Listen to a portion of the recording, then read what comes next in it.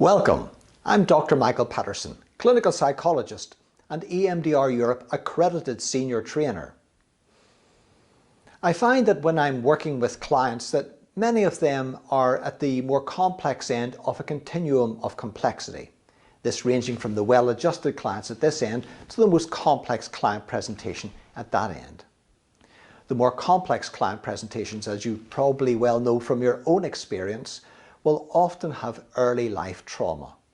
Trauma, which could be acts of commission or acts of omission, such as neglect or abandonment. And as a result of that, there's a part of them, a child part, that is frozen in time, stuck there, and not linking to any adaptive information that the client now has. One of the things that we can do in the EMDR protocol in the preparation phase is to help meet the child's needs. In this video, I will explain how that can be done in a very effective way. Please join me.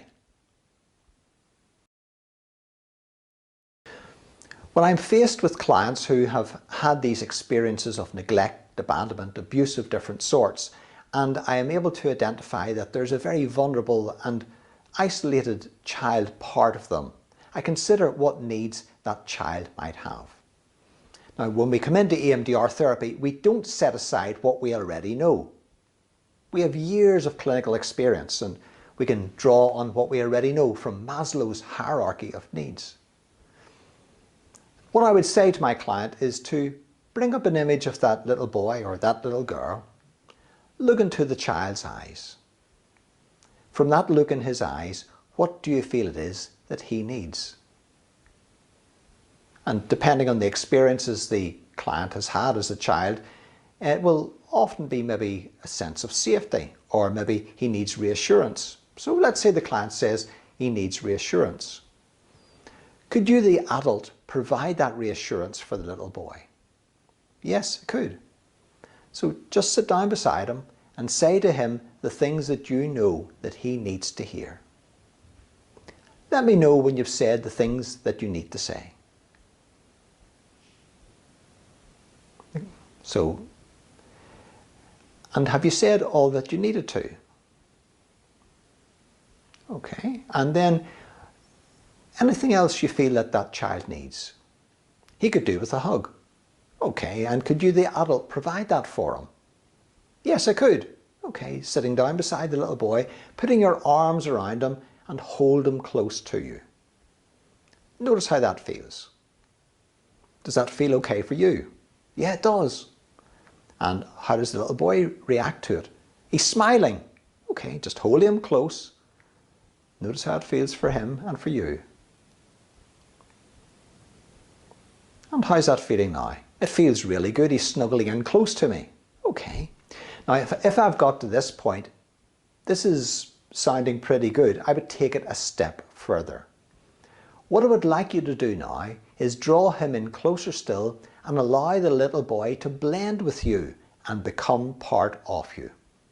Just let me know when he has become totally part of you. That's it now. Okay, and how does that feel? Feels really good. Feels as if he's here.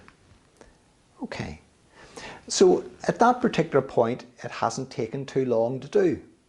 What we have done is allowed the client, as the adult, to connect that child that's frozen in time, split off and frozen in time, connecting with them and blending the child with them and bringing the child into the present.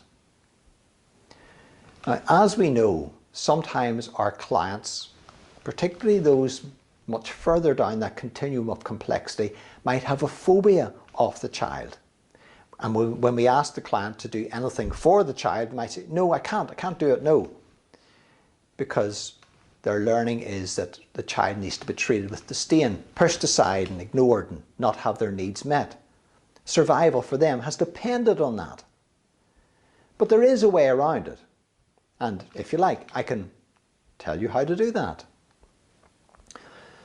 We could ask the client to think of somebody else you know who could perhaps meet that little boy's needs. Tell him what he needs to hear in terms of reassurance.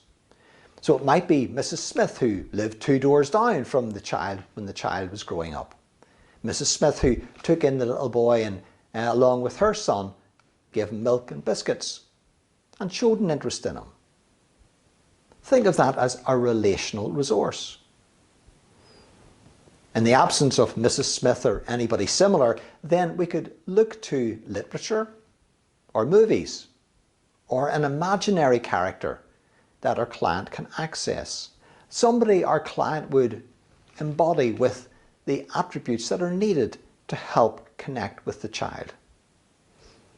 One particular client I had who wanted a sense of control and respect and boundaries in place come up with Mary Poppins. So let's say our client comes up with Mary Poppins. So would it be okay if Mary Poppins sat down beside the little boy and said to him the things that he needs to hear? Yeah, okay. Well, can you sit there and hear what Mary Poppins has to say? Okay. So there's our client now hearing what Mary Poppins has to say. And anything else you feel the little boy would need? Oh, I don't know. Well, do you think maybe he might like to have his hand stroked by Mary Poppins? He probably would. Okay, well, let's just invite Mary Poppins to stroke his hand and you watch to see what's happening. And how's the little boy reacting to having his hand stroked by Mary Poppins? He seems to like it. Okay. And is he looking fearful at all? No, he's not. Okay, what about you stroking the other hand? No, I can't. Okay, that's all right, that's okay. What about just trying one stroke just at the same time as Mary Poppins is stroking the other hand? Oh, okay. So just try one stroke, don't do any more, just one stroke. And let me know when you've done it. That's it now.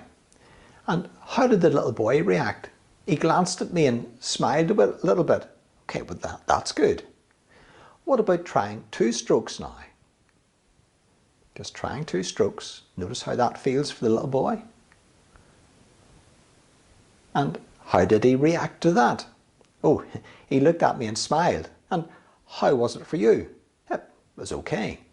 Well, what about you stroking the other hand while Mary Poppins strokes the other hand? So both of you are stroking at the same time. Okay, just try that. Notice how it feels. Okay, just pause there. And how did that feel? Oh, I felt a bit uneasy with it. But how did the little boy react? He was happy, he liked it. Did it do you any harm doing that? No, none at all. So what about continuing to stroke the little boy's hand? Okay. So allow the client then to picture themselves stroking the other hand while Mary Poppins strokes one hand. If that's gone well, I may take it a step further and invite Mary Poppins to put an arm around the little child, hold him or her close, and invite the client then to put an arm around the other side of the child so the 2 adults are now holding the child and building it up from there. So as you can see, it's not a quick fix, it's step by step. It may take 1 session to do that, it may take more.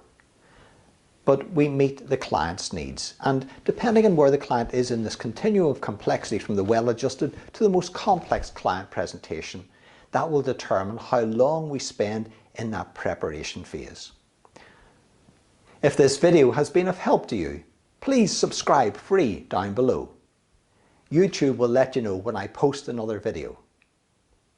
I'm Dr. Michael Paterson. I want to see you become the best that you could possibly be in delivering EMDR therapy.